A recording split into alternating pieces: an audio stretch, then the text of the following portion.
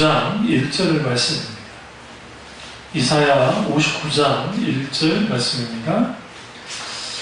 여호와의 손이 짧아 구원하지 못하심이 아니요 귀가 둔하여 듣지 못하심도 아니라. 아멘. 말씀 제목은 하나님의 손입니다.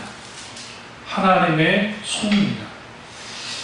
우리가 하나님의 손을 구하는 삶, 그리고 하나님의 얼굴을 구하는 삶에 대해서 여러분 제가 이제 설교했으니까요 알고 있을 겁니다.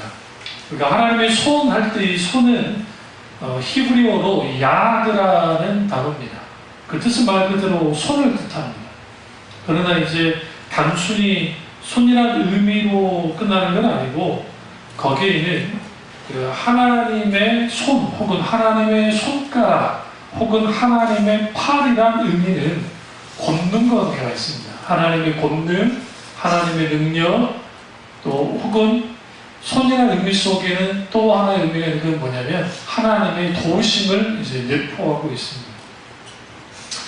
그래서 우리가 그 하나님의 이 손은 말 그대로 우리에게 도움이 되시는 우리에게 권능의 손으로 함께 하시는 하나님에 대한 의미를 갖고 있고, 그러면 우리가 하나님의 손을 구한다는 것 자체가 잘못된 게 아닙니다. 여기서 이제 절대 조건이 있어요. 뭐가 있냐면 하나님을 수단으로 여기고 하나님의 손을 구하는 것은 잘못된 겁니다. 다시 말하면 하나님께로부터 뭔가 얻기 위해서, 그래서 자기가 막 열심히 기도하고 열심히 정성 들여서 봉사하고 헌금하고 뭔가 해서 하나님께로부터 얻어내려고 하는 이 모든 것들은 결국은 하나님을 수단으로 여기는 겁니다. 하나님은 그런 식으로 다가온 것을 역사하지 않으세요. 하나님은 우리의 믿음을 보시고 역사합니다. 우리가 하나님의 손을 구하는 것 자체는 틀린 게 아닙니다. 하나님의 손만을 구하는 것이 문제예요. 우리가 하나님의 손을 구한다는 게 뭘 얘기하느냐? 하나님의 도우심을 구하는 거라고 생각합니다. 실제로 하나님의 도우심. 하나님, 늘 도와주십시오. 이 부분에서 하나님 역사해 주시길 원합니다. 라고 하는 그 기도 잘못된 게 아닙니다. 자칫 잘못하면 신앙의 본질에 대한 것에 대한 그 소개를 많이 하다 보면 사람들이 하나님께 뭔가 도움을 구하는 것이 잘못된 거라는 그런 또 선입견을 해요. 그렇지 않아요. 예수님이 뭐든지 구하라 말씀하셨잖아요. 여기서 무엇이든지는 하나님의 뜻에 합당한 모든 것을 말해요. 그러니까 우리가 뭔가 하나님께 진정한 필요를 놓고 기도할 때에 그 필요를 놓고 기도할 때 그 필요가 내 욕심에 의한 것인지 아니면 내가 어떠한 상황 속에서 이 도움을, 그러니까 내가 하나님에 대한 도우시기를 원하는데 그 도움이 하나님 그분보다 더 가치 있게 느끼고 더 중요하게 여겨서 하나님께 구하는지를 봐야 돼요. 그 대표적인 게 주일 성수 제대로 하지도 않고 소위 식당하고 뭐 한다고 하면서 주일날 팽팽 이제 빠지는 사람이 어느 날 장사가 너무 안 되니까 하나님 내 장사 잘 되게 해주시면 하나님 내가 주일 성수 잘하겠습니다 라고 만약 기도한다고 합시다. 뭐가 달려있죠? 거기에 조건이 들어있죠. 그러니까 하나님께 조건을 붙이는 모든 하나님의 손을 구하는 기도는 잘못된 겁니다. 그럼 이렇게 반문할 거야. 그러면 기본의 기도는 어떻게 이해해야 됩니까? 기본이 하나님 앞에 기도할 때 하나님 이제 아침에 솜털을 놓고 여기 솜털에만 물이 있게 하시고 땅에는 다 마르게 해주십시오. 또 반대로도 기도하고. 그럼 어떻게 이해해야 됩니까? 그것은 하나님을 시험하기 위한 게 아니었어요. 그건 뭐냐면 자기가 받는 하나님께로부터 부름받았다고 하는 그 소명에 대한 확인자거든요. 그래서 하나님 앞에 믿음으로 그렇게 기도했고 실제로 하나님의 그 역사가 나타났습니다. 또 하나 보면 우리가 뭘 할 수 있냐면 광야에 이스라엘 백성들이 이제 물이 필요할 때, 먹을 게 필요할 때, 기타 같은 그런 상황이 됐을 때 하나님 앞에 기도합니다. 그러니까 그들이 부르짖어 기도한 것 자체는 잘못된 게 아닌데 이제 뭐가 문제가 되냐면 그들 가운데 불신앙이 깊게 깔린 상태에서 하나님께 기도하는 거예요. 대표적인 게 먹을 음식이 다 떨어진 거 아니에요? 성경에 보시면, 자세히 보시면, 출애굽기를 보시면, 양식이 떨어져 가는지라. 그러니까 다시 말하면, 양식이 완전히 떨어진 건 아니에요.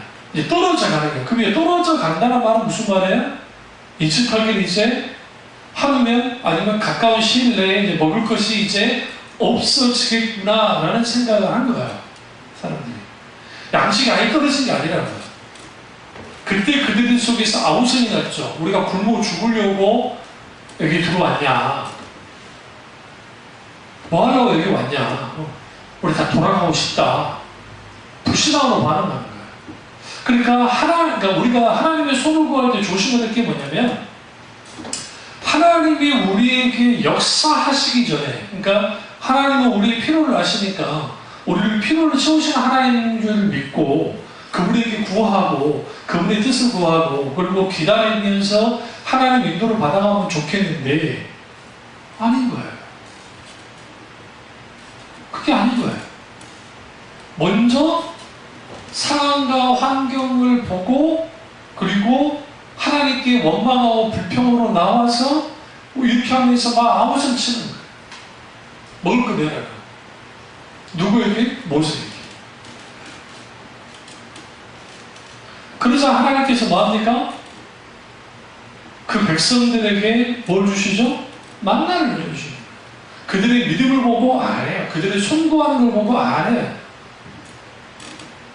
그렇게라도 하지 않으면 그들이 다 무너질 것 같으니까 하나님이 만나를 주신 거예요. 그러나 그들에게서는 만나가 뭐였죠? 결코 만족스럽지 않았어요. 얼마 지나지 않아서 고기 먹고 싶다고 아우성졌습니다. 다시 말하면 이거예요. 내가 이제 먹고 살만해지니까 좀 더 맛있는 음식 먹고 싶은 거예요. 더 좋은 음식 먹고 싶은 거예요. 이 광야 이스라엘 백성들이 광야라는 곳에서 먹을 걱정, 그러니까 굶어 죽을 걱정 안 하는 것만 해도 얼마나 귀합니까? 근데 그들이 이제 굶어 죽지 않을 만큼 됐는데 그것도 모자라다는 거죠. 이게 인간이에요. 우리 이렇게 생각하잖아요. 내가 이렇게 살았는데 좀 더 잘 살았으면, 조금 더 잘 살았으면, 조금 더 잘 살았으면 좋았을까. 누리는 건 많아져요. 솔직히. 우리가 못 누리는 건 다 누리잖아요. 그러니까 어떤 그 종교 프로그램 중에 서민가포라는 프로그램에서 화학동에서 중고 가구라는 그 친구가 있는데 여러 고소 많이 있다고요. 30년 후반인데. 근데 그 친구가 그 말하잖아요. 사람들이 돈 가지고 행복하지 않는다고 하는데 돈이 있어야 행복하다. 그 사람이 아주 고생을 많이 해가지고 돈이 많은 부분에서 행복을 해주게 한다. 우리 가정만 보도 그런다. 우리 돈 없을 때는 막 싸웠는데 돈이 있으니까 오늘 싸우지 않는다. 그래서 돈이 행복하게 만들어준 건 사실 그게 현실이지 않냐. 그 사람의 말이 다 틀리진 않아요. 실제로. 근데 이제 그 돈을 어느 정도 갖게 됐을 때, 이제 가졌는데, 놀라운 건 뭐냐면, 안 채워져요, 더 갖고 싶어요. 실제로 어떤 분이 강의하는 걸 잠깐 들었었는데, 그분이 이제 벤처 사업 했던 분인데, 순수익이에요. 100억대 매출은 더 이상되고, 순수익으로 100억을 번 거예요. 회사를 하면서. 순수익 100억. 그러니까 엄청난 돈이죠. 그러니까 직원들 다 주고, 월급 다 주고, 다 해도 100억 정도 자기에게 이제 할 수 있는 회사 이윤도 나고 자기도 그만큼 많이 가져가고. 그러니까 어마어마하게 부자가 되는 거죠. 근데 어느 날 이제 막 모임 같은 데 가잖아요. 기업인들 모임을 갔더니 어떤 사람 막 1000억을 뭐 하고, 그러니까 이게 모자라다고 생각합니다. 그리고 더 사업을 벌렸다가 이분이 이제 쪼그라든 거죠. 이제 회사가 망하기 일본 직전까지 갔다가 이제 다시 기사 대접을 하는데 그러면서 했던 말이 뭐냐면 나는 이 돈이 이 어마어마한 돈들을 가졌을 때에 처음 몇 개월 아주 행복했대요.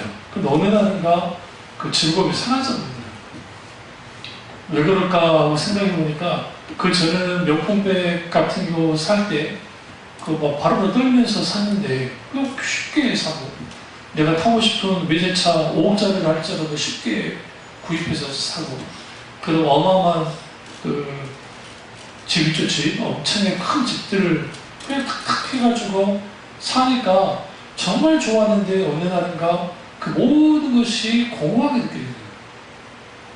그리고 자기보다 더 잘 나가는 사람들에 대한 더 열망을 갖게 되죠. 그게 인간입니다. 그게. 우리가 하나님의 손만을 구하는 사람들은 만족을 몰라요. 만족이 안 돼요. 누가 만족이 안 돼요? 하나님이 만족이 되지 않아요. 만약에 하나님께서 우리의 기도, 모든 기도를 들어주시면 무슨 일이 벌어질까요? 재미없을까요?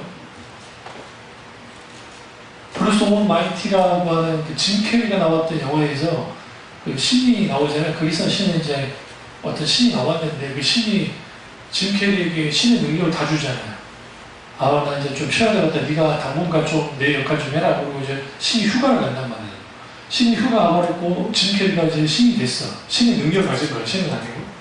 그러니까 막 사람들이 막 기도 소리가 막 계속 들리는 거야. 근데 막 이제 그 복권 당첨 좀 시켜달라고 뭐 하니까 아예 됐어. 오케이. 이렇게 다 오케이 시켜버렸어.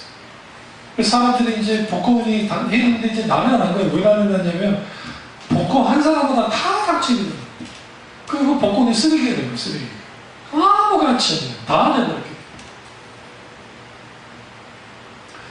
여기를 통해서 우리가 하나님의 손을 구한다 할 때에 하나님의 손만을 바라보고 하나님의 능력만을 바라보고 우리가 하나님께 기도하는 그 태도가 고쳐지지 않으면 우리들 그렇게 신앙생활이 됐어요.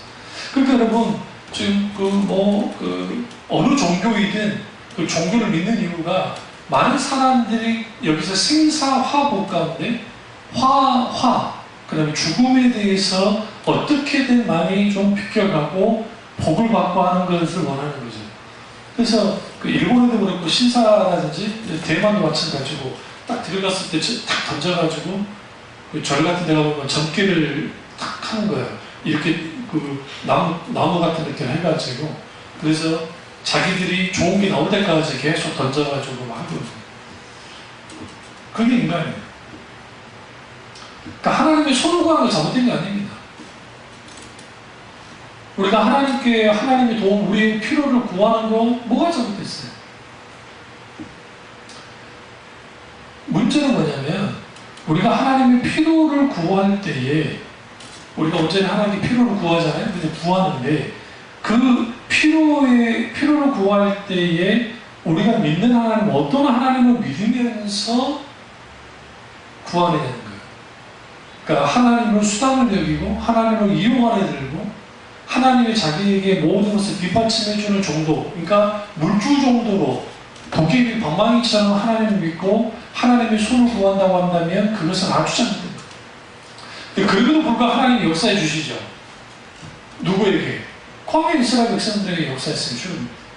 근데 시편을 보시면 그들이 하나님의 손을 구했는데 그들이 파리해졌다라는 표현을 써요. 이 파리해졌단 말은 뭐냐면 영적으로 다 무너진 거예요. 그러니까 다 무너져가지고, 그러니까 말 그대로 숨이 헐떡, 그러니까 껄떡거리는 거. 이제 죽기 일보 직전에 같은 그런 상황 가운데 빠져버려요. 왜 그래요? 하나님의 손만을 구하면 하나님의 길을 알 수가 없습니다. 하나님의 뜻을 알 수가 없어요. 그러니까 내 뜻을 관철시키는 기도가 나가게 돼 있어요. 하나님, 내가 이번 사업하는데 사업 잘 될 수 있도록 역사해 주십시오. 그러면 내가 하나님 앞에 이렇게 헌금하겠습니다. 일종의 이제 소원의 용토를 한다는 거죠. 근데 거기는 뭐가 깔려있냐면 탐심이 깔려있습니다. 그래서 우리가 하나님께 우리의 필요를 구하는 거는 잘못된 게 아닌데, 우리 필요 또한 하나님 앞에 뭐 해야 돼요? 반드시 하나님이 우리의 필요를 원하시는데, 내가 이 필요를 하나님께 구할 때, 하나님께서 그 필요를 충분히 채우시만 하시는 그게 필요해요. 그러니까 여러분, 우리가 하나님의 필요를 채우시만 하는 필요라 할지라도 광야 이스라엘 백성들처럼 불신앙에 빠져서 혹은 불평불만하고 믿음 없이 자기들의 현실만 인식하면서 아우성거리는 것은 결국은 하나님의 역사를 하셔도 거기에 하나님의 영광이 드러나지 않아요. 실제. 그래서 오늘 이사야를 통해서 여호와의 손이 짧아 구원하지 못하신 도 아니요 귀가 둔하여 듣지 못하신 도 아니라. 이 말씀이 아주 중요합니다. 주님은 우리를 구원하기 원하시고 우리는 우리 모든 것을 들으시죠. 주님의 손을 잡지 않습니다. 우리를 충분히 구원하나봐요. 근데 문제는 뭐냐면 이거예요. 아우슈비츠에, 폴란드 아우슈비츠에서 이제 유대인을 학살을 할 때에 그때 사람들이 이제 아우성거렸죠. 그때 나타난 게 뭐냐면 지금 하나님 뭐 하십니까? 도대체 당신은 어디 계십니까? 안 그러겠어요? 우리가 그런 상황이라 생각해보세요. 도대체 하나님 어디 있습니까? 그게 사람들이 조롱하는, 뭘 조롱하냐면 니네 믿는 하나님이 여기 없다는 거죠. 차라리 나한테 잘해. 내 한마디 말이면 너 뭐 할 수 있어? 살려줄 수 있어. 사드락과 메삭과 아벳느고의 스토리는 후에 사실 뭡니까? 그 승리의 스토리. 그렇잖아요. 승리 이야기고. 그리고 그들이 죽지 않고 살았으니까 우리는 사드락과 메삭과 아벳느고의 그 프로폴에 들어갔던 그것에 대해서 막 찬사를 보내고 하지만 그렇죠. 죽었으면 어떻게 됐을까요? 그리 아니하실지라도 우리는 절대로 신상이 잘할 수 없다고 했을 때 어떻게 됐을까요? 사실 기독교 역사 가운데 사드락과 메삭과 아벳느고처럼 그렇게 구원받는 경우는 그렇게 많지 않아요. 오늘 다 순교당했어요. 다 죽었어요. 예수님 때문에 실패보게 돼요. 그 상황에서 그들의 신앙이 흔들리나요? 그렇지 않았던 이유는 뭐냐면 하나님이 우리의 필요를 채워주기를 원하시고 실제로 그렇고 실제로 브라질은 어딘가 그러니까 영국 선교사님들이 이제 선교하러 들어갔어요. 그래서 경비기를 타고 그냥 그 시대에 딱 들어갔는데 브라질 어딘가 파라과이 어딘가 모르겠어요. 어쨌든 들어갔는데 그 비행기가 내리고 얼마 있다가 그 원주민들이 와가지고 창으로 딱지를 다 죽였어요. 그 선교사님들이 선교 활동도 못해보고 그 자리에서 다 죽은 거예요. 그럼 후에 이제 탐험가들이 그 사람들을 발견하고 이제 시신을 수시로 하는데 후에 누가 들어갔냐면 그분의 아들이 몇십 년 후에 또 들어갔어요. 선교하러. 그런데 문제가 생겨요. 뭐가 문제가 생기냐면 그때 당시 그 아버지를 죽였던 그 당시는 청년이었죠. 그 원주민이 청년이었는데 그 사람이 살아있는 거예요. 그것도 출장으로. 여러분 같으면 어떻게 하겠어요? 그 사람들 별거 안 해요. 총 있으면 다 죽여버릴 수 있잖아요. 그까짓 거. 근데 그 아들이 용서했어요. 놀랍게 그 안에 복음이 들어갔어요. 이미. 그렇지 않겠다. 그렇죠. 그분들. 그러니까 우리가 그들이 그랬을 거 아니에요. 내가 사역을 위해서 하나님 더 살려주셔야 된다. 나를 좀 더 살려주십시오. 할 수 있지 않겠어요?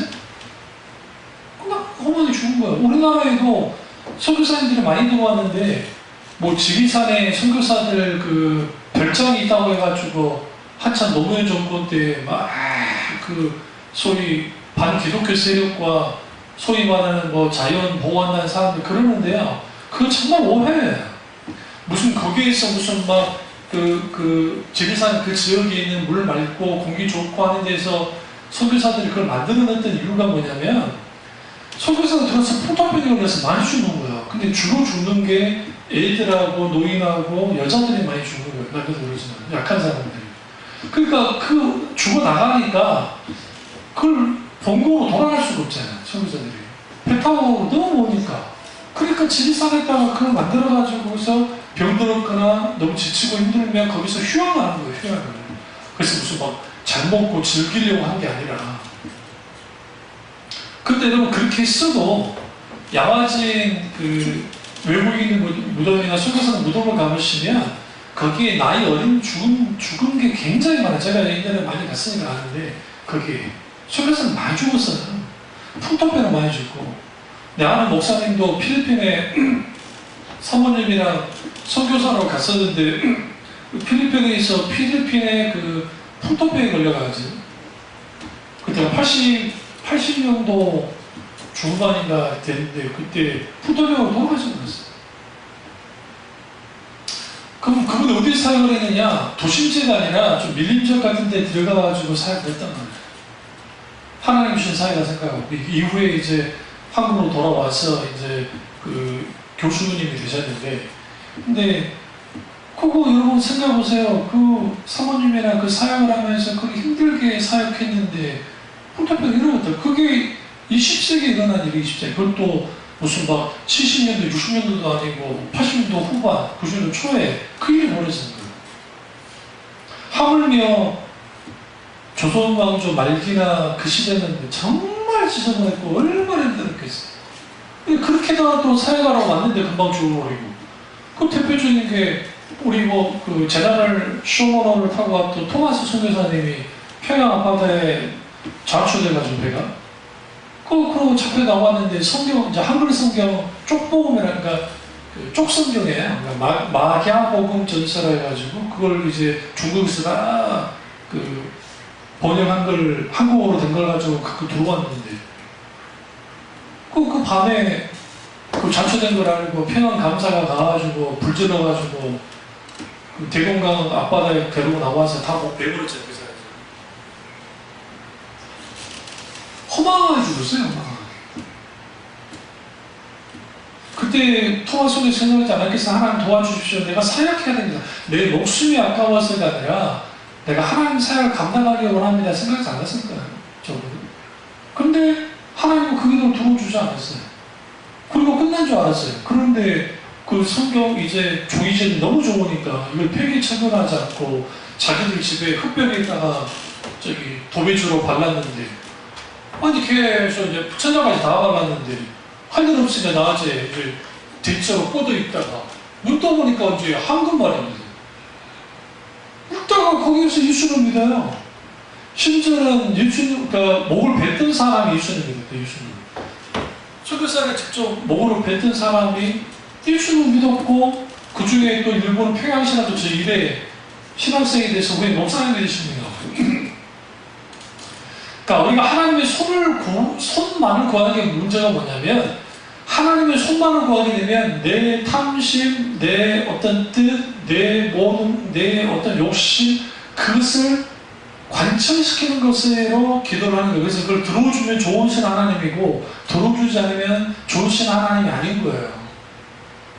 그냥 하나님은 우리의 기도를 들으실 때는 우리의 믿음을 보시고 들어주시고 하나님의 뜻을 합당할 때 들어주시고 그런데 그 기도의 응답에는 세 가지가 있다 했죠. 안 돼. 기다려. 돼. 하나님은 모든 것을 응답하시되 안 되는 것도 응답인데 한국교회는 어디가 외쳤느냐면 안 되는 응답이 아닌 거예요. 무조건 된다고 돼요. 그러니까 하나님의 손을 구하는 것이 한국교회 일상적이에요. 여러분 1,000번째 헌금이 왜 나온지 아세요? 이게 한국 교회만 있는 거예요. 1,000번째 헌금 봉투였고 1,000번째 그게 뭐냐면 아주 힘들고 어려운 소원 있잖아요. 네? 그런 소원을 1000일 동안 하나님께 헌금을 드리는 거예요. 그러면 여러분 1000일 동안 헌금을 하려면 어떻게 해야 돼요? 만 원씩 하면 이게 감당이 안 되죠. 되겠어요? 만 원씩이도? 1000원씩이도 한 달에 뭐예요? 어마어마한 그 모여지는데 그러니까 만 원씩 하기는 쉽지 않고 만 원은 뭐 30만 원 이상만 넘어가니까 계속 근데 1000일을 해야 되니까 그러니까 이제 1000원씩을 하든지 뭐 좀 여유 있으면 5,000원씩 하든지 뭐 한단 말이죠. 그럼 그걸 해가지고 1000일 동안 소원을 적어요. 계속 자기 그 똑같은 소원이 뭐든 적어서 계속 기도하면서 하나님께 낸단 말이에요. 정성을 들여요. 이렇게 정성을 들여서 내면 하나님이 우리가 이때까지 그 정말 소원했던 것 중에 가장 중요한 아주 큰 소원들이 이루어진다라는 환상을 심어줬던 말이죠. 근데 그 모델은 솔로몬이 이제 그 단을 쌓아서 1,000번째 단을 쌓은 것이 이제 그 구조를 가지고 그렇게 하는 거거든요. 학자들마다 달라요. 그걸 1,000번째 할 때 1000일 동안 가서 그렇게 먼저 한 거냐 아니면 했냐. 근데 기도는 상당히 큼이라는 표현을 썼거든요. 기도는 상당히 크다는 말의 의미는 뭐냐면 1,000번째가 되는 그 양들이든 뭐 소든 그걸 잡은 거예요. 그럼 하루에 끝나진 않았겠죠. 생각해보세요. 그 1000마리를 계속 각두고 해야 되는데 그게 쉽지 않으니까. 그러니까 어마어마하죠. 그건 뭐예요? 이 솔로몬이 하나님 앞에 내가 헌신하는 거죠. 헌신. 이제 내가 왕이 됐는데 난 아이기 때문에 할 수 있는 게 없습니다. 내가 아버지께 용감합니다. 그의 신앙 고백으로서 일차 먼저예요. 그러니까 통곡의 벽에 아주 정신없는 사람들이, 그것도 개혁교회 개신교 신자들이 자기들 소원을 거기다가 기도하면서 집을 적고 거기다 껴놓고 오는 사람들은 뭐냐는 거예요. 그게 불교일지 몰라요. 그게 샤머니즘인지 몰라요. 아니 그 통곡의 그 장소가 그렇게 신성합니까? 별게요. 그냥 별일 뿐이에요. 그럼 유대인들에게나 신성하겠죠. 요즘 제가 그 창조과 함께 그 강좌를 쭉 들어보니까 정말 가슴 아픈데, 그분들이 뭐 다른 거 다 치더라도 참 귀한 사역을 감당하는 사실이고 하는데, 이분들이 정말 문자주의에 빠져서 근본주의, 그리고 그 세대주의 종말론에 빠져서 일종의 성경이 있으면 성경을 자기들의 과학적 지식을 가지고 이걸 갖다가 증명시킨다고 하면서 일종의 성경을 일종의 과학책으로 만들어놨어요. 일종의. 심지어는 히브리 창세기 1장 1절의 히브리어를 가지고 그게 숫자가 나오거든요. 111이라는 수가 나와요. 그러니까 베라시트 하샤마이 하에르치라고 에타하리치라고 하면 그 전체 히브리어는 알레베이트 헷갈렸어요. 저기 헬라어는 어쨌든 거기에 헬라어든 히브리어든 숫자가 어때요? 숫자가 그 숫자 합을 딱 해보면 111이 나오는데 그걸 다윗별이라고 그래가지고 다윗별 3개를 하면 그게 뭐가 되느냐? 111이라는 거예요. 그러니까 하나님이 창세기 1장 1절에 다윗별이라는 것을 심어놨다는 거죠. 코드로. 이게 유대 신비주의 종파가 개발하라고 하는 이 숫자 가지고 신비적인 해석을 하는 것을 그대로 차용한 거예요. 그러니까 저는 그 신학적인 배경이 있고 역사신학을 전공했기 때문에 그런 것들을 어떤 문제를 알기 때문에 그런 거를 들으면 화가 나요.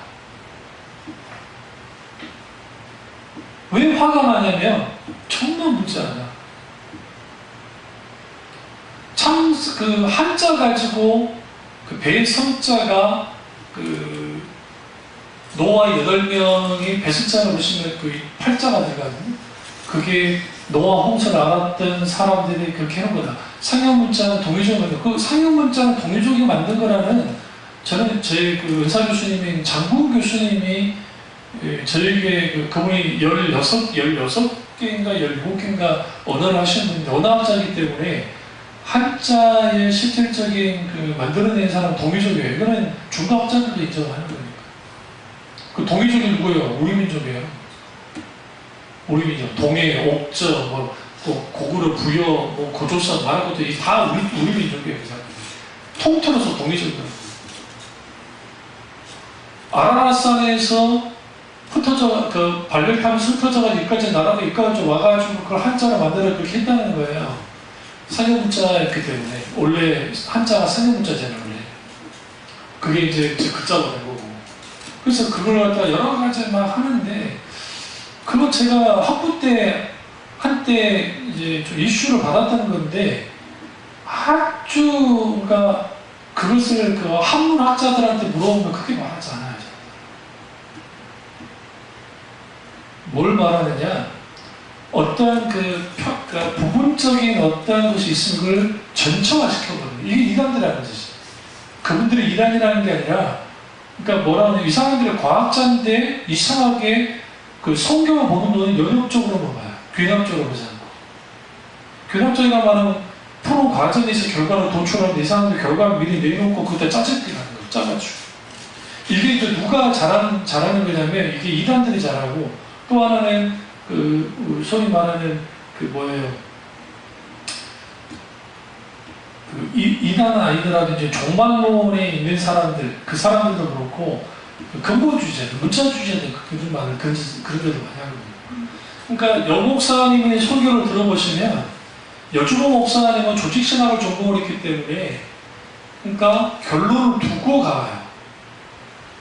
그러니까 여러분들이 그런 눈이 안 열리는 거 되는데, 근데 김남철 목사님 설교는 어떻게 나가냐면, 귀납적으로 나가요. 그러니까, 과정에서 풀면서 결과가, 이런 결과가 나온다고 나가요. 더 명료하게 설교가 누가 들리냐면, 여주보 목사님 설교가 더 명료하게 들려요. 왜 그러냐면, 하나님 얼굴을 구하는 삶 하면, 하나님을 구하는 이 삶에 대한 것을 쭉 나열해 나가버리기 때문에. 그게 틀렸다는 게 아니에요. 성경 해석학 중에 하나예요. 한계는 뭐냐면, 고착하다.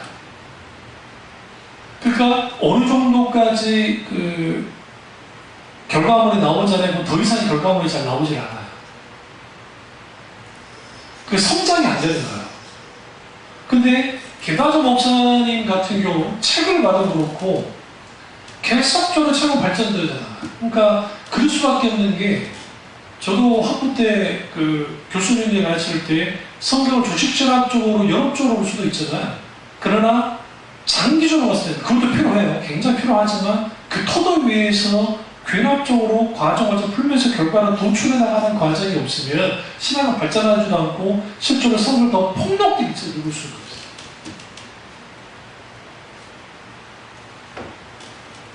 그럼 여기서 왜 제가 이런 말을 하냐?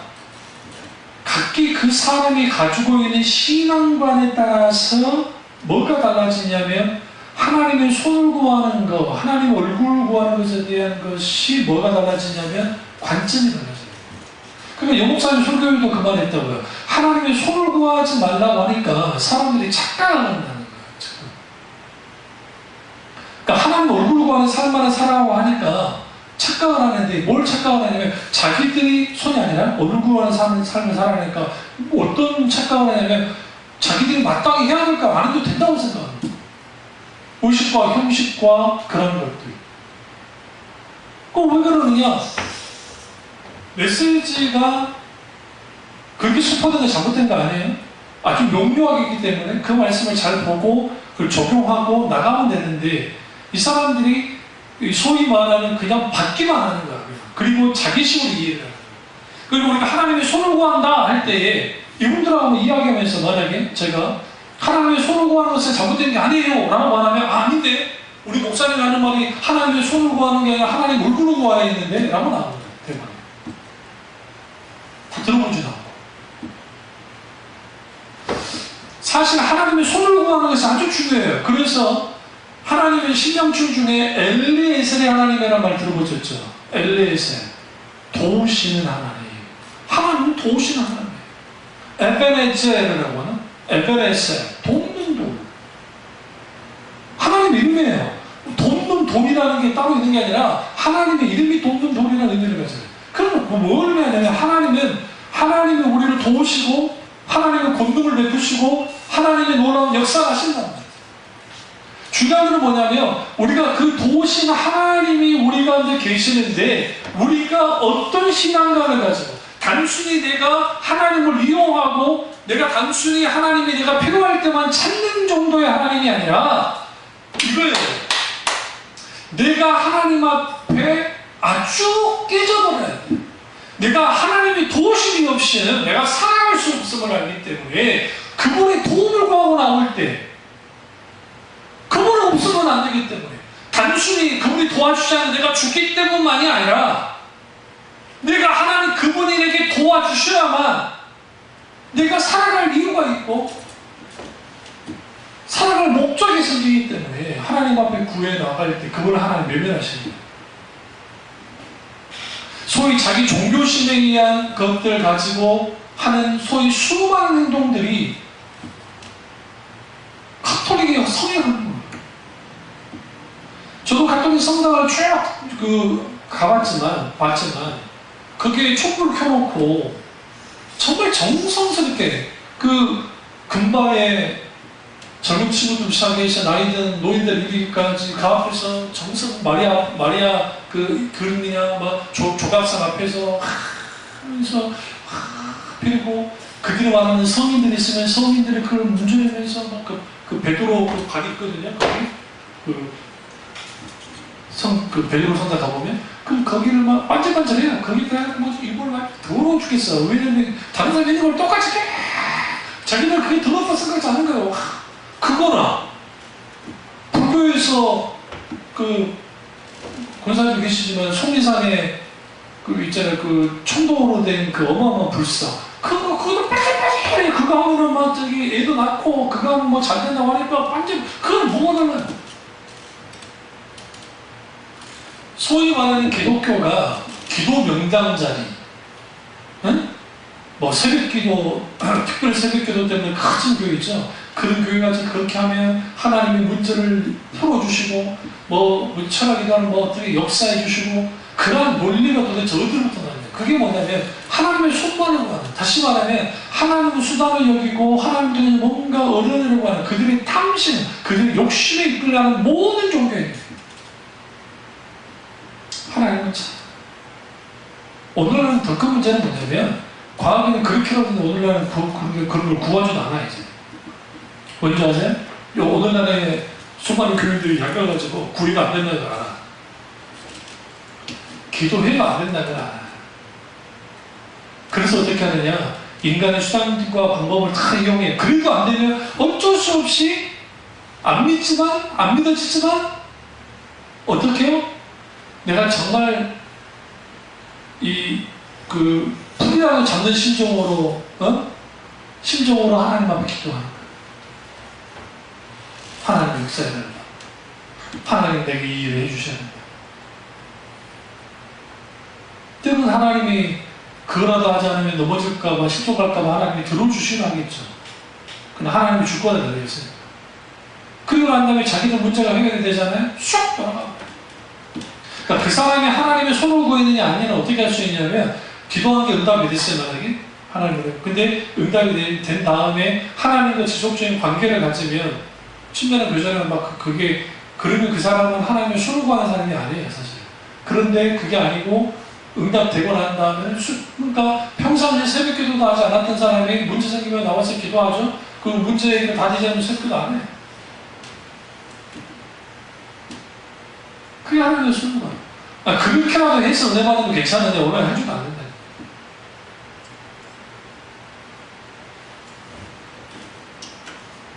그래서 하나님의 손은 그 성경에 여러 의미를 갖는데요. 열왕기하 7장 2절을 보면 이스라엘 왕의 손이 한 장관의 손에 의지한다는 장관의 탁월한 의미를 갖는데 그런 의미가 있어요. 사무엘하 22장 35절을 보면 내 손을 가르쳐 싸우게 하시니 내 팔이 화살을 당기도다. 그러니까 하나님의 손뿐만 아니라 우리 자신의 손에 대해서 말하고 역대상 29장 12장을 찾아보세요. 이 말씀이 중요합니다. 역대상 29장 12절. 여호와의 광대하심과 권능과 영광이 이김과 위엄이 다 주께 속하였사오니 천지에 있는 것이 다 주의 것이로다. 여호와여 주권도 주께 속하였사오니 주는 높으사 마음이 머리시니 부와 귀가 주께로 말미암고 또 주는 마음의 주제가 되사 손에 권세와 능력이 싸우니 여기서 손에 권세와 능력이 싸우니 모든 자를 크게 하심과 강하게 하심이 주의 손에 있느니라. 여러분 이게 왜 중요하냐면 마음의 주제가 되사 손에 권세와 능력이 있어요. 하나님의 모든 것을 다스리시고 부와 귀와 모든 것이 주께로 말미암는 거예요. 그러면서 후반전을 보시면 우리 하나님이여 이제 우리가 주께 감사하며 주의 영원한 이름을 찬양하나이다. 나와 나의 백성이 무식한데 이처럼 즐거운 마음으로 드릴 힘이 있었나이다. 모든 것이 주께로 말미암사오니 우리가 주의 손에 받은 것으로 주께 드렸을 뿐이니라. 무슨 말이에요 이게? 주께로도 받은 것을 주께 드린 것 뿐입니다.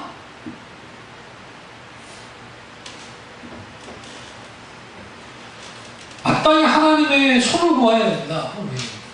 그러나 하나님의 손만을 구하면 안 되고 앞서 말했지만 욕심에 이끌려서 탐심을 이끌려서 하나님의 수단을 여기고 하나님을 이용하기 위해서 그러면 안 돼요. 근데 여기서 문제가 있어요. 어떤 문제가 있냐면 대놓고 하나님을 수단을 여기고 대놓고 하나님을 이용한다고 하는 사람이 누가 있어요? 손을구하면서. 그래서 이런 놀이를 만들어낸 거예요. 아주 똑똑한 사람들. 내가 하나님을 위해서 이렇게 한 겁니다. 내 사업이 잘 돼야 되고요. 병이 이렇게 치유받아야 되고요. 이 문제 해결해야 되고요. 이건 다 하나님을 위해서 하고 하는 겁니다. 내가 하나님 위해서 할게요. 이런 말 하면 한나의 기도를 가지고 이제 걸고 넘어지는 사람이 나와요. 한나가 하나님 앞에 기도할 때, 기도할 때 내가 아들을 주시면 내가 아들 하나님께 바칠 거야. 그 아들 주셔야죠. 정말 하나님 아들을 줬네. 그때 한나의 행동이 어떤 거였습니까? 아들을 바치죠. 저 때잖아요. 여러분 생각해보세요. 가장 애들이 가장 귀엽고 예쁠 때가 저 뗐을 때예요. 이제 아장아장 슬슬 걷기 시작하고 애교도 피우고 그때는 아주 선한 애들이야. 커갈수록 문제가 되지. 근데 그런 애들인데 그 애를 하나님께 드렸다는 게 쉽습니까? 그 행동 하나를 보면 그녀가 단순히 분인나가 아주 열받게 만들고 그게 정말 그녀에게 분이 나서 하나님께 단순히 기도한 게 아니고 정말 하나님 앞에 드리고 싶었던 거야. 누구를? 자기의 몸에서 난 아들이 하나님께 드려져서 한 시대에 하나님을 위해서 귀하게 쓰여진 종이 되기를 원하는 그런 갈망함을 가지고 있는 거예요. 그리고 그 기도가 부담이 됐고 실제로 그렇게 이행했어요. 성경에 여러분 젖된 나음의 밭이라는 말이 없잖아요. 아니 12살 때 성인식 12살까지 키우고 성인식 치료를 보내도 되잖아요. 그게 뭐가 문제가 있어요? 아니면 20살 됐는데 너 가서 이제 하나님을 위해서 해라. 그럴 수 있다고요.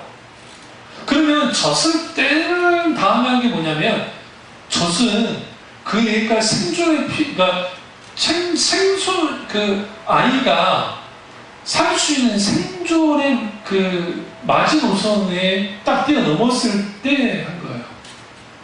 그러니까 엄마 한나가 자기 젖으로 그 당시 생각해보세요. 그 사무엘 시대라는 게 지금 3,000년이 지금 우리로부터 3,000년 전 사건이에요. 3,000년 전이면 우리는 고조선 시대에 고구려도 없고 고조선 시대예요. 그 시대에 아이가 태어났고 유아 사망률이 아주 높았고요. 남에게 맡기면서 키울 수가 없잖아요. 엘리 제사장의 애들 홈리와 비나스가 성인이었잖아요. 그 시대에 생각해보시면 성인이었고 그러면 거기에 얘를 키워줄 사람이 누가 있어요? 그럼 젖동량하면서 키울 수밖에 없겠죠. 그게 쉽지 않다고요. 그러니까 그녀가 최소한으로 생존을 시킬 수 있는 그러니까 그 아이가 이제 자기가 없어도 살 수 있는 그걸 젖을 떼는 게 점을 거예요. 젖을 떼는 게 점. 그리고 기꺼이 하나님께 바쳤어요. 드렸어요. 아들. 왜? 그들은 결코 하나님의 손을 구하기 위해서 했던 게 아니었어요. 정말 우리가 하나님의 손을 구하는 거냐 아니냐는 어떻게 할 수 있냐? 그 후의 열매, 그 후의 삶의 모습이에요. 그 이후의 신앙 태도예요. 신앙 태도. 하나님이 이거 해주셔야 되고 하나님에게 역사해 주셔야 되고 하나님이 해주셔야 됩니다. 응답이 됐어요? 너무나 많은 사람들이 감사합니다 한번 딱 하고 그걸 끝나버려요. 더 놀라운 건 뭔지 아세요? 한나가 이후에 뭐 자식을 낳은 것은 그렇다 치고 하나님 먹어주셔서 그렇다 치고 한나가 사무엘의 교육에 천년 간섭하셨어요. 다시 말하면 한나에게서는 이렇게 되셔야 돼요. 잘 들으세요. 사무엘이라는 인물은 이삭과 똑같아요. 아브라함이 이삭을 하나님께 바쳤죠. 우리는 그 생각을 못해요. 아브라함이 이삭을 하나님께 모리아산에 바친 거나 지금 한나가 사무엘을 하나님께 바친 건 똑같아. 똑같아. 온전히 그렇게 되었어. 그걸 통해서 뭘 할 수 있어요? 그녀가 다시 자기 자신의 아들을 못 낳는 수치를 없애기 위해서, 인간이 그런 마음 가질 수 있지는 모르잖아요. 정작 그녀가 하나님께 기도할 때는 내가 하나님 앞에 내 몸에서 나와서 정말 하나님 그분에게 영광을 드리는 귀하게 하나님께 쓰여지는 종이 나오기를 갈망하는 그 마음을 가지고 하나님 앞에 기도했을 때 그 기도 응답됐고 실제로 됐을 뿐만 아니라, 사무엘이 장사가고 미스바에서 대성회를 할 때 한나의 기도가 그대로, 사무엘상 2장에 있는 한나의 기도가 그대로 응답돼요. 우리와 늘 성을 바래 하나님이 조건을 물리시라는 그 말씀이 그대로 똑같이 사무엘이 하나님 앞에 성인이 된 사무엘이 사사가 되어지고 이제는 대제사장이 된 사무엘이 하나님 앞에 기도할 때 우리와 늘 성을 바래서 블레셋을 물리쳐버리잖아요. 깨부셔버렸어요. 그래서 우리가 하나님의 손을 구해야 돼요. 하나님 얼굴만 구한다고 하는 거, 소위, 그러니까 누구예요? 그 구원파들이 하나님 앞에 필요로 기도 안 한다고 막 그러거든요. 그 구원파들하는 짓이에요. 구원파들은 왜 그러냐면, 이제는 하나님이 과학의 전지 모든 일을 십자가에서 다 했고 자기들 구원의 일시화다 알았기 때문에 이제는 이 모든 것들은 이제 하나님 앞에 그런 기도 하면 안 된다. 우리 이미 구원받은 사람들이. 웃기는 거예요. 우리는 하나님의 도우심으로만 살 수 있어요. 맞다, 우리는 하나님의 손을 구해야 돼. 우리의 정욕과 우리의 탐심과 우리의 욕심과 하나님의 수단을 여기고 하나님을 이용하려는 그런 태도만 아니라고 한다면, 그리고 하나님의 뜻에 맞춰서 하나님의 자원만을 바라보고 하나님의 손을 구하는 거 아주 소중해요. 그래서 성경에 하나님의 손이라는 게 너무 많이 나와요. 오늘 본문에서도 마찬가지죠. 여호와의 손이 능히 구원하는 권능의 손인 것을 분명히 말했어요. 그 출애굽기 7장 19절에도 내 지팡이를 잡고 내 팔을 애굽의 모든 물들 위에 펴라 할 때 이 팔이, 한글 성경에는 팔이라고 이제 되어 있지만 그 히브리어는 야드예요. 히브리어로 야드가 뭐라 했죠? 손이라 했잖아요. 손을 펴라. 그럼 여기서 손을 펼 때 그 손은 모세의 손이긴 하지만 하나님의 명령에 의해서 되어졌죠. 그러니까 하나님의 그 손을 이용해서 하나님의 권능을 펼쳤다. 우리가 하나님의 손을 구한다 할 때 단순히 필요뿐만 아니라 하나님이 나를 사용하시는 것, 나를 마땅히 하나님이 사용하시는 것 또한 하나님의 손을 구하는 거죠.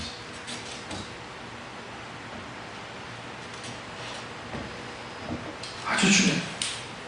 여기서 40장 9절을 보면 내가 하나님처럼 팔이 있느냐, 하나님처럼 음성이 울리는 소리를 내겠느냐는 말을 하는데, 여기서도 이 팔이 손이어서 손으로 볼 수 있어요. 그래서 우리가 하나님의 손을 구하는 삶을 산다는 것 자체가, 그러니까 삶을 산다는 게 아니라 하나님의 손을 구한다는 것이 아주 중요해요. 그래서 하나님의 손가락 혹은 하나님의 손, 하나님의 팔, 하나님의 권세와 하나님의 능력을 상징하는 표현인데, 구절이 어마어마해요. 성경의 것이. 구약부터 신약이니까. 근데 여러분, 우리가 전도서 9장을 한번 보세요. 전도서 9장에 보면 두 개의 손이 나옵니다. 전도서 9장 10절 보세요. 10장 9절을 보시면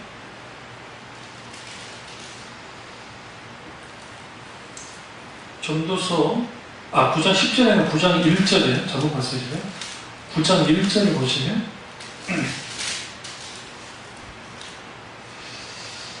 이 모든 것을 내가 마음에 두고 이 모든 것을 살펴본즉 의인이나 지혜자들이나 그들의 행위나 모두 다 하나님의 손 안에 있으니 사랑을 받을지 문을 받을지 사람이 알지 못하는 것은 모두 그들의 미래의 일들이니라.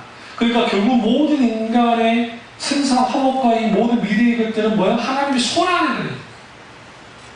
분명히 말하고 있고 10절도 보시면 10절 딱 보시면 10절에도 내 손에 이 일을 얻은 대로 힘을 다하여 할지어다.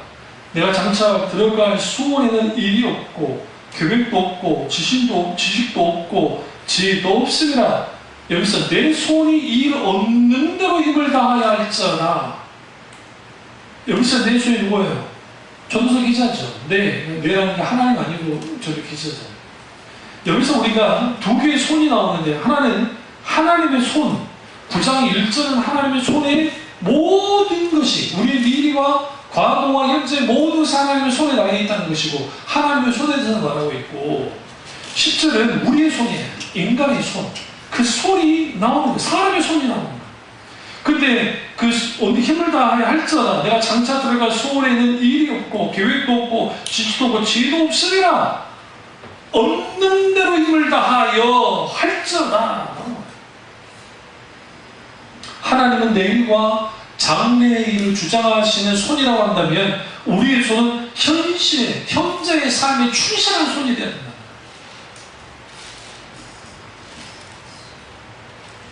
이런 의미에서 하나님께 기도할 때에 로또 복권 당첨하듯이 혹은 소위 말하는 도깨비 방망이처럼 하나님 앞에 그런 식으로 구하면서 하나님의 손을 구하는 것은 아주 위험한 일입니다.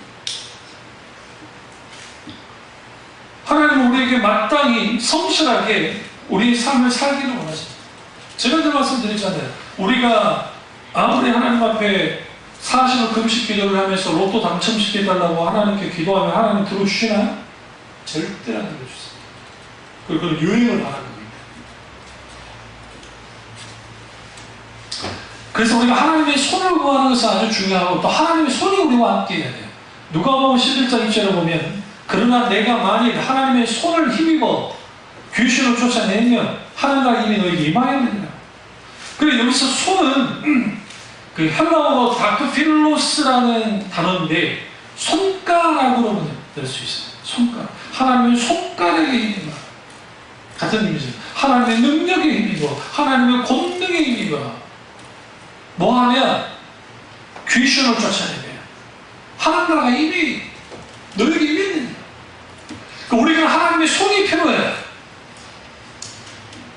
우리가 오해하지 말아야 돼요. 그러니까 여주호 목사님이 하나님의 손을 구하는 삶을 살면 안 되고 하나님의 얼굴 구하는 삶을 살아야 된다는 것은 그 손 자체를 구하지 말라는 것이 아니라 하나님의 얼굴 구하는 삶이 최우선이라는 거예요.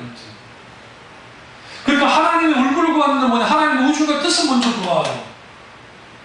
하나님의 뜻에 내 뜻을 맞추고 내 기도 제목에 하나님을 끌고 들어온 것이 아니라 내 기도 제목이 충분히 하나님 앞에 검증받고 성령의 조명 속에서 우리가 이게 정말 온전한 기도인지 온전한 기도 어떤 내용인지를 보고 그걸 하나님이 안 했는 거예요. 우리가 하나님께 기도할 때 하나님이 우리에게 관심 가져서 단순한 우리의 기도의 내용이 있지 않아요. 하나님이 우리에게 기도를 들으실 때 하나님이 우리 기도를 들으시고 우리 기도자의 자체에 관심이 있어요. 주님이 이렇게 말하잖아요. 이미 주님이 우리가 구할 바를 하나님이 아신다고요. 우리의 간구할 바를 우리가 하나님의 손을 구하고 하나님의 능력을 구하고 하나님의 도우심을 구하는 하나님 다 알아요.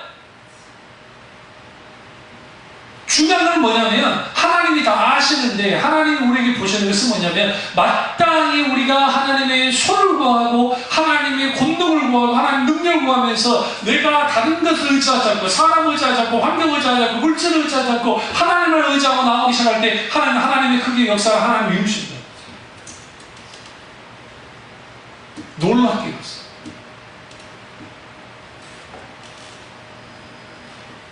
이게 아주 중요해요. 여기에서 또 하나는 뭘 보셔야 되냐면 이 하나님의 은혜의 손길에 대한 이해가 좀 필요해요. 여기까지 한번 하겠습니다. 대표적인 게 나오미와 루스를 통해서 할 수 있어요. 성경을 보시면 거기에 룻기서 1장 가보자면요.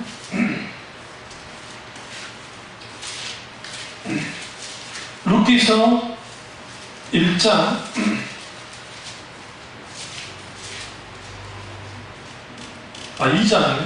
2장 1절에서 13절까지가 이제 쭉 보면 되는데, 여기서 2장 3절을 딱 보시면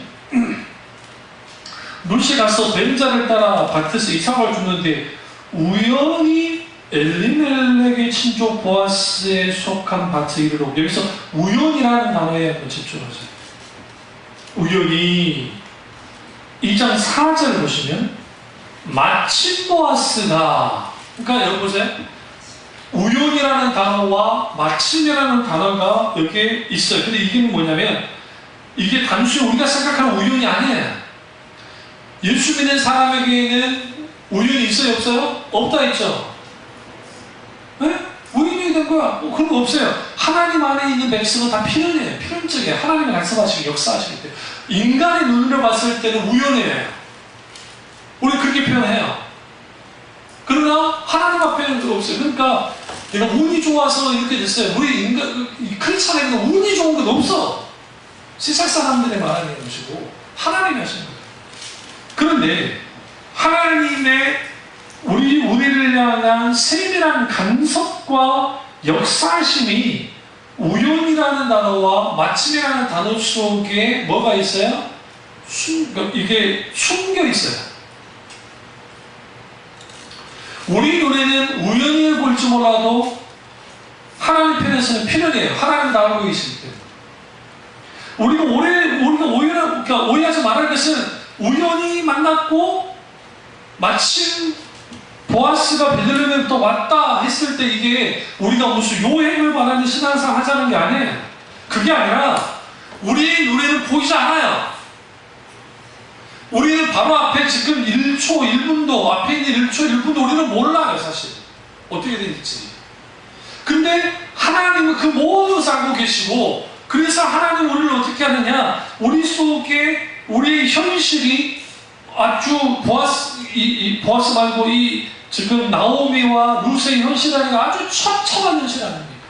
처참한 그 현실 속에 있을 때에 하나님은 인간 눈에는 우연히 보이고 마침 보아스가 온 것처럼 느껴지지만 이 모든 것을 하나님이 운행하시고 하나님이 역사하고 계시기 때문에 우리 속에는 힘들고 어려운 환경과 여건과 이것에 대해서 우리는 불평하고 불만하고 거기에 좌절하고 낭만할 이유가 없다는 거예요. 그 말씀 드리고. 왜냐하면 거기에는 하나님의 간섭하심과 하나님의 인도하심이 분명하게 있기 때문에.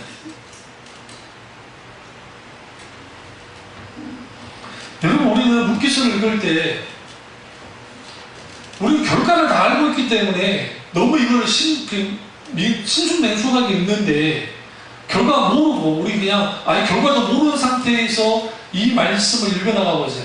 그러니까 룻기를 처음 읽는다고 생각해보세요. 내가 처음 읽어요.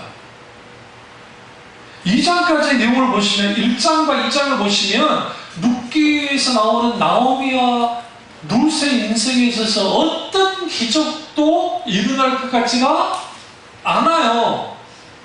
그 인생 보시면 안 그럽니까? 얼마나 고통스럽고 어려웠으면 자기 이름을 바꿨겠어요. 자기는 저주받는 자라고, 자기는 고통받는 자라고. 그런데 그런 인생인데 하나님의 숨겨진 은혜가 우연히 혹은 마침이라고 하는 그런 것을 통해서 나오미와 룻의 삶의 현장에 깊숙이 들어. 이때 룻과 나오미가 어떤 기도를 했나요? 하나님 앞에 이 현실을 벗어나게 해주십시오. 그건 아니에요. 물론 이런 건 있어요. 나오미가 룻을 보내면서 하나님이 너에게 은혜 베풀기 원하고 네가 하나님 속에 되기를 원한다는 그런 또 축복 기도해 주는 게 있어요. 근데 거기 누가 들어가요? 하나님. 나오미는 믿음이 깨진 사람이에요. 하나님 의지하지 않았던 사람이에요. 그래서 모함으로 갔어요. 뭐해서? 교회 들어서. 그리고 털털 털리고 겨우 왔어요. 돌아와서 이제는 이제 하나님의 도우심이 없으면 어떻게 된 거예요? 살 수 없는 적이 됐잖아요. 이삭 죽게 하면 살았잖아요. 이삭 죽게 하는 게 뭐냐면 다 나달 다 배고 난 다음에 그걸 죽는데 그걸 죽으면 얼마나 죽겠어요. 생각해보세요. 근데 성경에 놀랍게도 룻이 가득 차고 왔다 있죠. 그 이유가 뭐냐면 보아스가 했잖아요. 일꾼들에게 너네들이 저 여인이 주로 올 때 그 부분을 다베지 말라는 거예요. 많이 남겨요. 떨어뜨려 주라는 거예요. 주어 가게. 그 은혜를 누가 하게 있어요? 하나님. 그래서 하나님은 우연과 마침이라는 것을 하나님의 필연으로 바꿔놓고 이것을 통해서 뭐 하느냐? 하나님의 섭리를 경험하게 만드는 거예요. 제가 그 말씀 드리고 합니다. 하나님의 손이 우리 가운데 역사되어져야 되고 그 하나님의 손이 있을 때에 이사야 선지자가 말했던 것처럼 여호와의 손이 짧아서 우리를 구원하지 못함이 아니기 때문에 하나님은 늦게 우리를 구원하시고 하나님의 모세를 통해서 하나님의 권능의 손을 펴셨고 하나님께서 이 70제자를 통해서 하나님의 권능의 손이 그들과 함께하자 그들이 가는 곳에 하나님 나라가 임하는 놀라운 역사가 나타났던 것처럼 우리는 그 권능의 손이 필요하고 왜? 하나님 나라는 말에 있지 않고 권능이 있기 때문에 우리는 하나님의 나라가 우리 속에서 합법적인 엑수시아, 합법적인 하나님의 권능 가운데 있어야 되고 그 권능이 나타나는 곳 속에서 하나님의 놀라운 자원들이 우리 가운데 역사되어져요. 또한 우리가 하나님께 필요를 구할 때에 그 필요가 단순히 내가 먹고 마시고 잘 사는 그런 단순한 우리의 욕심과 우리의 어떤 단순한 그런 것이 아니라 진정으로 우리가 우리의 필요, 진정한 필요들이 있잖아요. 우리 딸내미가 그러더라고요. 지금 자기 학교에서 반이 재수더라고요. 우리 딸내미가 재수하지 않고 어쨌든 대학 다녀주고 계신 감사해요. 기도했잖아요. 하나님 붙여달라고. 단순히 그냥 붙여달라는 건 아니었지만 그런 식의 일은 아니었지만 아버지의 뜻 가운데서 하나님 인도해 주시고 역사해달라고. 그리고 그 넣었을 때 하나님의 내적 감동이 있었고 그 감동 그대로 그 대안이 됐고 그럼 누가 하신 거 그거예요? 하나님이요. 자기가 될 만한 대학은 다 떨어졌어요. 그 대학보다 낮은 대학도 떨어졌고 근데 하나님 놀랍게 하셨다. 그럼 왜 하나님이 그렇게 하셨을까? 그걸 통해서 하나님 보여주는 거예요. 우리가 하나님께 우리의 필요를 구하지만 하나님은 그 필요가 우리에게 최고의 것이, 최선의 것이 되기를 원해요. 우리는 내게 있어서 최고가 되기를 원하잖아요. 그래서 우리는 막 저기 오잖아요. 그러니까 그런 기도해야 하는 거 아닙니까? 과거에 우리가 하나님 앞에 기도할 때 우리가 호랑이를 그리듯이 그게 큰 데를 구해야 된다. 그러면 하나님의 고향이라고 하게 해준다고. 우리의 비전을 크게 담아서 큰 기도, 큰 역사, 큰 일들 그런 기도 해라. 그래야 하나님이 역사해 주신다. 하나님은 그렇게 역사하는 분이 아니에요. 하나님은 하나님의 뜻 가운데서 하나님이 이루시고 그걸 통해 하나님의 영광 받기 원하십니다. 그래서 우리는 바른 하나님의 손을 구해요. 그걸 통해서 하나님의 권능이 하나님의 도우시는 놀라운 역사하심이 저와 여러분에게 참 넘치시기를 주님의 이름으로 축원합니다. 기도하겠습니다. 기도하실 때 오늘 이 말씀이 나의 말씀